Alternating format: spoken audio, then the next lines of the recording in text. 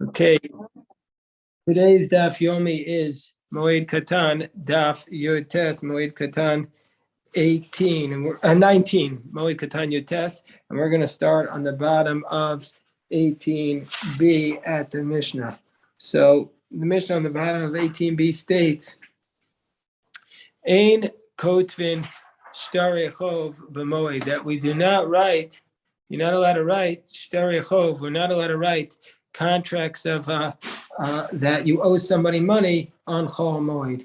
And the reason is because the person, most of the time, even though the Gemara tells us elsewhere, the Gemara tells us in Baba Basra that you're not supposed to lend money in Baba Metzia, Daf Ayin Hayam Abayz, it states you're not supposed to lend money if the person is without a note, because without a contract, but then you're like enticing them to not pay you back. Nevertheless, even though that's the case, nevertheless, on Chol Moed, presumably you can wait till after the holiday to document. And most people aren't going to be so brazen as to deny in 2 days the loan. It's usually as time goes on that they deny it, or their memory gets faulty just to benefit them. So we say that in Kosvin Shtar Chol B'Moed, you're not allowed to write that contract on Chol Moed that this person owes you money. You just write it after the day. But if he doesn't believe him, or so meaning to say, if he's worried that the person he's lending the money to is not 100% trustworthy, I don't know why he's lending them the money in the first place, but he worries he's mostly trustworthy. He's not certain. Or if the scribe needs the business, he doesn't have what to eat, then you can write this contract on the Chol Moed, even though generally you're not supposed to write, but you're allowed to write that under those circumstances. And we also learn, you're not allowed to write Torah scroll, tefillin, or mezuzos on Chol Moed. Even though writing a Torah scroll is a mitzvah, to write a Torah scroll, nevertheless, you're not supposed to write it on Chol Moed because it's extra work, and presumably you're not going to be able to use it. But if it would be used for the Yontif itself, then, for example, if you need a Torah scroll and you need to finish this in order to get it, you need to fix it for the Yontif itself, then the Ritva says it would be permitted to write it on Chamoid. Ezra. And you're not allowed to be Magia is to fix. You're not allowed to be Magia even one letter from a Torah scroll, if you don't need it for the holiday. You're not allowed to fix even one letter, even if it's from the Torah scroll of Ezra. Ezra the scribe wrote a Torah scroll which they used in the second temple to check all the other Torah scrolls against. In the first temple, Rashi tells us elsewhere that in the first temple they used a Torah scroll that Moshe Rabbeinu wrote. But here in the second temple they used the Torah scroll of Ezra. Rashi says that there's another version that says not the Torah of Ezra, but with a hey, the Torah of the Azara, the Torah they kept in the courtyard, and that would presumably be could also be a reference to the Torah scroll that Moshe Rabbeinu wrote. Rabbi Yehuda states, Kosev Adam Tefillin and Mezuzos La'atzma. A person's allowed to write his Tefillin and his Mezuzos for himself. So you're allowed to write on Chol Moed the Tefillin and Mezuzos for yourself. Some want to say, oh, this is a proof that you wear tefillin on Chol Moed, because why else are you writing tefillin for yourself on Chol Moed? But the commentaries say it's not a proof, because you could be writing it on yourself on Chol Moed to be using the day after Chol Moed, so that the day after Yontif, so that you have tefillin. Otherwise, what are you going to wear the day after Yontif? Okay. Vitava means to spin. We're on top of 19a. You could spin on your thigh, tchelos l'tzitzis, tchelos for your tzitzis. So on our tzitzis, we're supposed to have one string in each of the corners, which is the tzitzis one of the strings, which is the tchelos, which is in this week's parsha, that you're allowed to have the blue wool, even though Rashi in this week's parsha calls it yarok, which we usually translate as green or yellow, but this is the tchelos, and is enlisted in this week's parsha, which is part of the tzitzis. Now you need to spin this from the wool. It comes as a ball, when you take it off of the sheep. So you have a clump, and how do you get it into a string? You need to spin it. So typically you spin it today with a spinner, right? But in Chol Moed, you have to do it differently. So you do it against your thigh and not with a spinner. But the question is, well, what about the other strings? Can you do the other strings? Just the tchelos you can do, or what about the other strings? So that is a dispute amongst the commentaries. Beis Yosef says you can. Others say you can't. Rameir has a question here. No, I was just thinking that the thigh itself is a problematic thing to do any kind of kedusha work involving. I mean, when you're davening, technically you shouldn't be really scratching your thigh, so to speak. Oh, so Rameir is asking, what about the thigh? But we're not during the prayers. This is just to spin it in general. Yeah, but you're doing a kedusha, right? So he's saying, maybe you're going to make yourself not pure, not tahor, at the time of the holiday, and all of a sudden you're not pure. You have to do the mikvah. That's an interesting point. So then the Tanur Rabban, the rabbis talk, there's a brayso that says the person can write the tefillin and the mezuzos for himself, and he could spin against his thigh, so he could spin against his thigh, the tcheles for his tzitzis. And he could do this for himself. But for others, he's allowed to do it betova, as a favor. He can't do it for money, but he can do it as a favor. Rabbi Meir, that's the position of Rabbi Meir, whereas Rabbi Yehuda says marim. What is marim? Marim is a legal fiction, a harama. Like the most famous type of harama is like chametz on Pesach, selling your chametz so you don't own any bread on Pesach.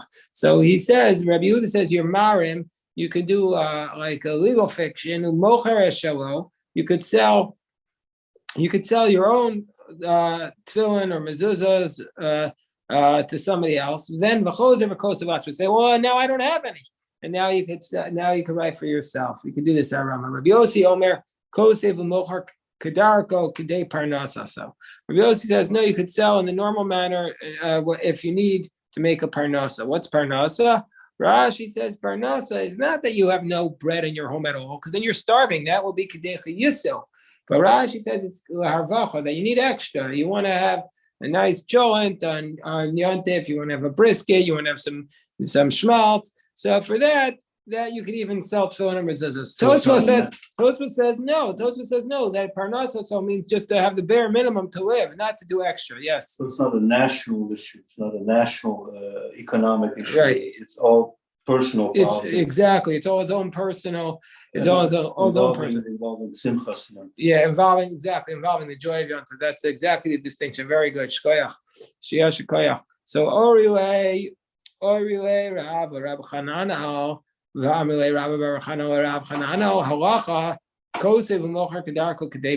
indeed, that's the halacha. You're allowed to write and then sell it to make a parnasa. You're allowed to do that. And then the Mishnah said, "V'tava yirecho tcheles." You could spin against your thigh the tcheles. So Tanur Rabbanan, the rabbis taught, "Tava adam yirecho tcheles l'tzitziso." You could spin on his thigh the tcheles for the tzitzis. You could spin against his thigh the tchelos for the tzitzis, avolo be'evim, but not with a stone. Not with a stone. You can spin against his thigh the tchelos for the tzitzis, but not with a stone. That's the position of Rabbi Eliezer. Meaning to say, you can only do it in a crude manner. Whereas the Chachamim say af be'evim, you could even do it with a stone. A stone is also a cruder manner than usual. Can't typically do it in the normal manner. You could do it with a stone. Whereas Rabbi Yehuda Mishmo says be'evan avalo be'plach, the Chachamim say bein be'evan bein be'plach. Rabbi Yehuda says only with a stone and not with a spinner. Whereas Rabbi Yehuda says you could even use a spinner with a stone or even a spinner. You could spin the tchelos. And I'm Rabbi Yehuda Mishmo l'chein Rabbi Yochanan. Halacha, that's the halacha. Bein be'evan bein be'plach. You could spin the thread even with a spinner, of course, with a stone. And v'halacha kosev kedarko umochar kedei parnasa. So you could write in the normal manner, and you could sell it enough to make a parnasa. So now, is there any possibility of using this to make it a chiyuv to have the chelos? Oh, so can this be used as a connection? So no, but it's not everybody. Today, not everybody wears a chelos. Meir is pointing out, but maybe our Mishnah proves that you should. There's no question that if everybody knew that there was techelas, what the tchelos was, then everybody would say you have to wear it. The question is, not everybody agrees that what we have today is a tchelos because we lost the mesorah on it. So you can't have just something? No, so then you can't put on something that's not the tchelos and say it is a tchelos because you can't, there's the Bryce says about Bikurim, you can't take a pear and say it's part of the seven fruits. Right. So you can, if you're not certain, or if you don't think that it's a tchelas, then you can't say it's a tchelas. But the people who say it's a tchelas say because we have we have the good evidence that this is a tchelas. But other people say no, we lost the Masorah. We don't have the Masorah on anymore. We can't say it's a tchelas. So then there's also that, but that's the whole dispute. So Kol Veres Meis. So now up to the Mishnah that talks about Avelos. We talked about laws of mourning. I'm going to spend a few days on laws of mourning. So we should just say as a basic introduction that there's several laws of mourning that we need to know. That the first day of mourning, before the body is even buried, the person is called an onain. That's before the body is buried. And then you're exempt from doing positive commandments. Then the day the body is buried is the first day of Shiva. Shiva is 7 days. And after that, the period extends up until 30 days is a lesser level of mourning. That's Shloshim. Shloshim is 30 days from the day of burial, not from the day of death, and not from the day of Shiva, but from the day of the burial. Shiva is 7 days from the day of the burial. We're going to see under certain circumstances, it's not 7 days from the day of burial, and that's where sometimes you start sitting Shiva before the burial, and sometimes even the person who buries comes back and joins the Shiva. But that's for tomorrow or the next day's daf. One other law before we get started is a basic law that's called Miktsas Hayom Kekulo. That by Shiva and Shloshim, we say if you do a portion of the day, it's like you've done the whole day. We don't say this by the 12 months of mourning, but by Shiva and Shloshim, we say once you've done a portion of the day, it's like you've done the whole day. So says the Mishnah, somebody who buries his dead body. Rahman al-Atlan, somebody has a dead relative, and you bury them 3 days prior to the festival. So then nullified the gezerah, that's a key word which the Gemara is going to talk about, the decree of the Shiva is canceled. According to this Mishnah, as long as you've sat 3 days prior to Shiva, then prior to the festival, the Shiva is canceled. But if you've done Shmona, if you sat 8 days prior to the festival, obviously the Shiva is canceled because it's after 7 days. So then we'd say Batlei Menu Gezerah Shloshim. The 30 days are canceled. Mipnei Amru, because they said, who's they? It doesn't tell us who they is. Presumably it's the tradition, because the tradition was Mipnei Amru, because they taught as follows. So what's the reason? They said Shabbos Oah ve'ena mafsekes, Regalim mafsikin ve'enan ohen. A Shabbos, the Shabbos is Oah, but is not mafsekes. What does that mean? Shabbos counts as part of the Shiva, but it's not mafsekes. It doesn't end the Shiva. Whereas Regalim mafsikin, the Regalim, the festivals, stop the Shiva, ve'enan ohen, and they don't count as part of the days. So that's the basic idea. That Shabbos, if somebody dies, and every Shiva has a Shabbos, so the Shiva does not end, the Shabbos does not end the Shiva, but yet it you don't observe the laws of Shiva on Shabbos, but it does not stop the Shiva. Whereas the festival stops the Shiva, and it doesn't and it doesn't count towards the Shiva, or the Shiva or the Shloshim. We'll see what it means. Rabbi Elazar says, Mishachar Beis HaMikdash, when the time the temple was destroyed, Atzeres Keshabbos. During the time of the temple, there were certain sacrifices that you brought on Shavuos, which we're going to learn about in Maseches Chagiga in the next tractate. And when you did those festivals, when you did those sacrifices, you had a week to make them up. But after the temple was destroyed, you don't have that week anymore. So now Shavuos becomes a one-day holiday. So therefore, Rabbi Elazar says, Shavuos is like Shabbos, meaning to say, Ola ve'ena mafsekes. It counts towards the Shiva. It doesn't stop the Shiva. So no, it's not considered a holiday. Whereas Rabbi Gamliel says, Rosh Hashanah v'Yom Kippurim kiragom. He says, Rosh Hashanah Yom Kippur, even though they're only one day, and even though they're not really called, the mitzvah of simcha, of rejoicing, is not stated by Rosh Hashanah Yom Kippur. Nevertheless, we're going to say that they're considered festivals. And the Chachamim say, Lo k'divrei zeh, lo k'divrei zeh. Neither one is correct. El Atzeres kiragolem, and Rosh Hashanah Yom Kippur keshabbos. So he says it's not like this one or that one, but rather Atzeres is like a festival, and Yom Kippur and Rosh Hashanah is like Shabbos. This is not how we rule today. We say Rosh Hashanah and Yom Kippur are like a festival also. And we also say today, just so people know, so in case you turn out early, you don't wait till the end. We also know that today, even 1 minute prior to, if you sit Shiva 1 minute prior to the festival, the Shiva is canceled by the festival, not 3 days like a Mishnah says. So Amarav, Rav says, Gezeras Batlu Yamim Batlu. Our Mishnah said that Gezeras Shiva is nullified, the Gezeras Shloshim is nullified. So when it says Gezeras Shloshim is nullified, it means that the Shloshim is stopped of a Yamim Batlu, but the days are not canceled. What does that mean? The Gemara is going to tell us what that means. Also, he says the same thing as Rav. Gzeras is nullified, but not the days. Rav Sheshes says no, even the days are also nullified. My timer. So my timer in 99.9% of the places in Shas means what's the reason? But Tosos here says here it means.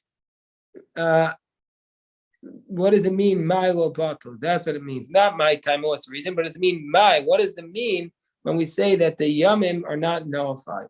So what does that mean? My timer. So what does it mean? It means my timer yamim lo batul. What does it mean that the days are not nullified? Shem lo gilech erev haregel. That if for some reason you didn't take your haircut on the eve of the festival, then and you didn't do it, also then after the festival, we continue to count the 30 days, and you're still going to be considered part of your mourning. So that's what he's saying. He's saying that the mourning continues, even though the Shloshim, the festival interrupts the Shloshim, but just like Shabbos, the Shiva continues, so too, according to this opinion, the Rav and Rav Huna are saying that the Shloshim continues, whereas Rav Shesha says the Shloshim does not continue. He says Yam and Batu, that the Shloshim is over.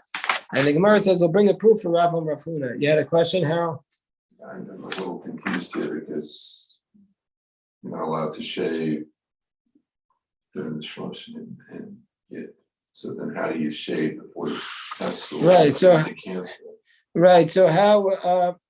So you would have been allowed to shave before the festival for the purpose of the festival. Even though you're in Shloshim, we would have given you a dispensation to shave for the Shloshim, but for the festival. But if for some reason you didn't shave, then you have to wait the 30 days after the festival, counting 30 days.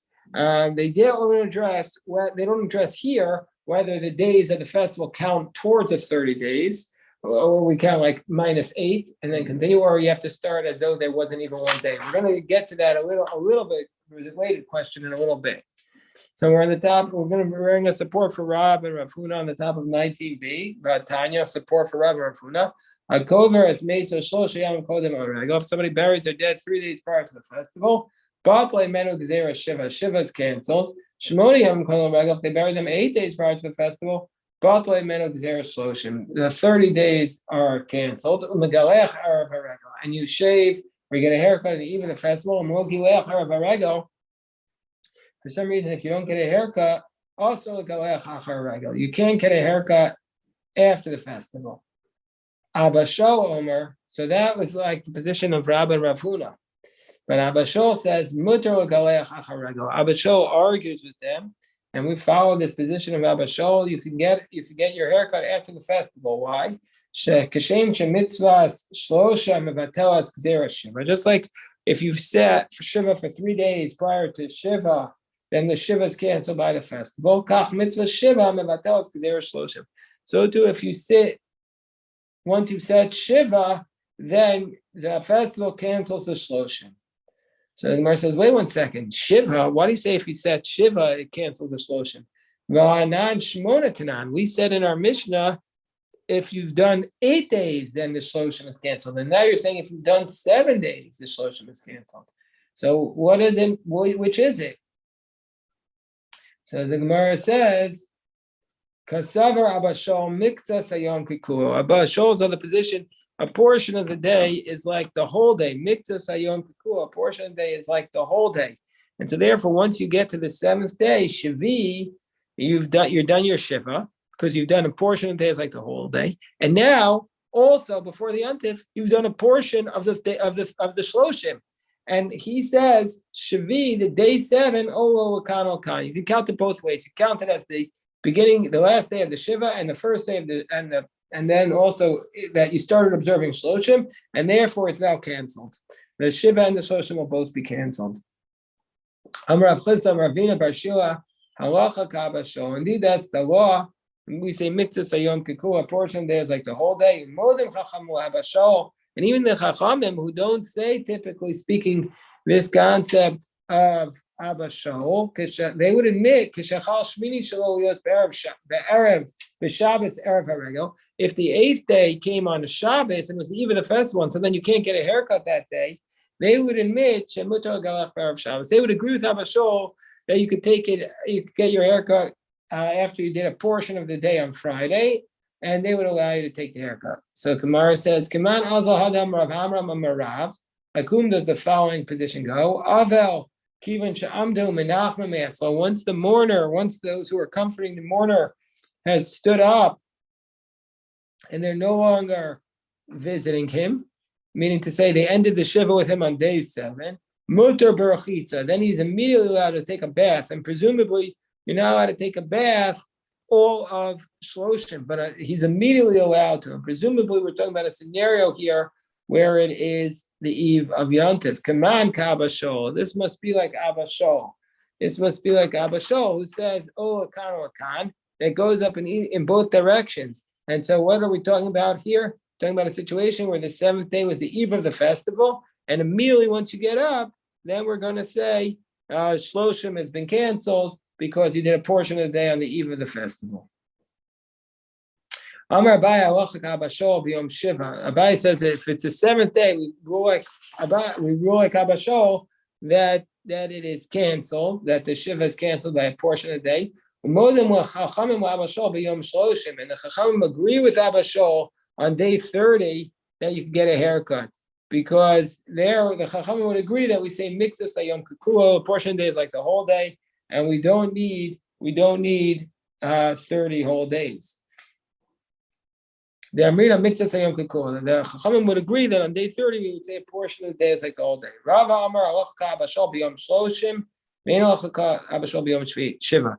So Rava says that we say the law is like Abashol by day 30. That we say a portion of the day is the whole day, but we don't say that by the 7th day.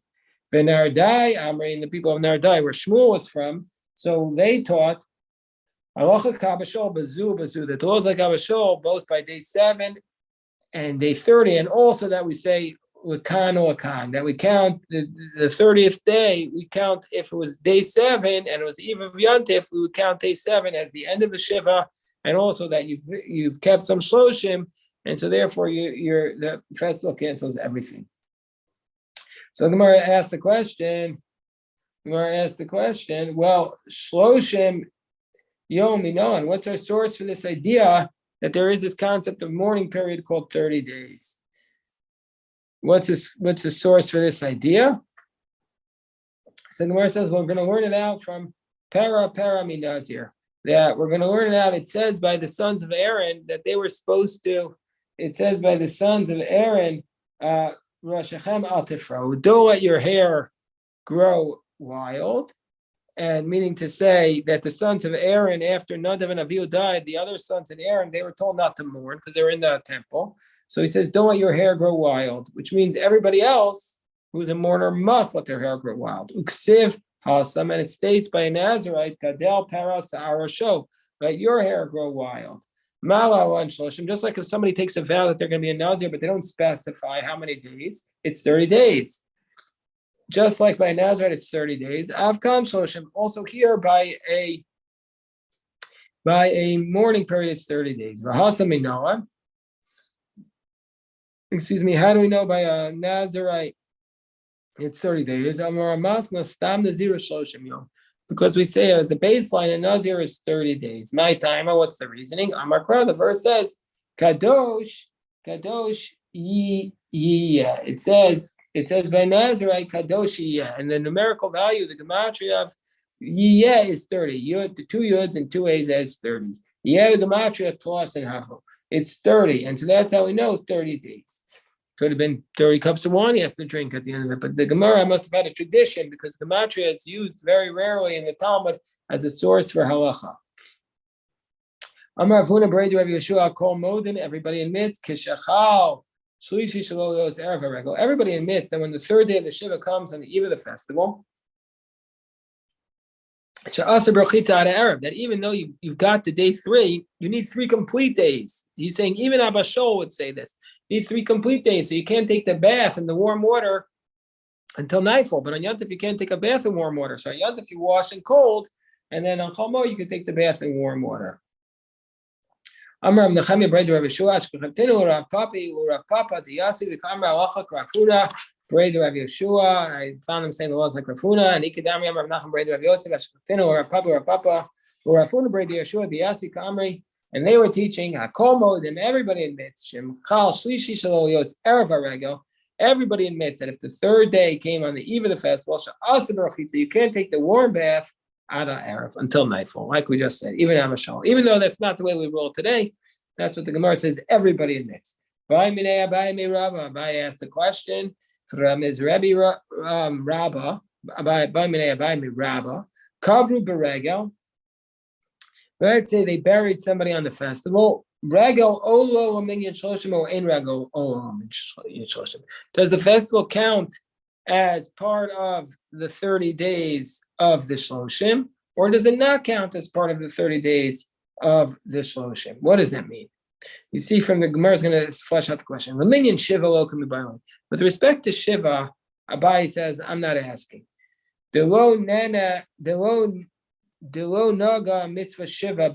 Everybody knows that you don't observe the laws of Shiva on a festival. And so therefore, for sure, it doesn't count as the days of Shiva because the festival ends at Shiva. Then where am I asking the question? Only in Shloshim. There are some laws of Shloshim that are otherwise accurate and are applicable on the festival. Like what? Like not laundering your clothes. So there, what would be the law? So does it count, meaning to say after the festival, when you observe, you obviously have to observe Shiva, but are you also starting from day 1 with Shloshim, or do we say no, all the days that you had in Pesach or Sukkot, they counted towards the Shloshim as well? So he asked him this question, and Rabba's answer was, "My Amalei Einu Oleh." It doesn't count towards Shloshim. We don't count it. So the Gemara is going to challenge this, but God willing, we'll pick this up in tomorrow's stuff. Of course, as always, if anybody has any questions, I'm happy to address them. Anybody have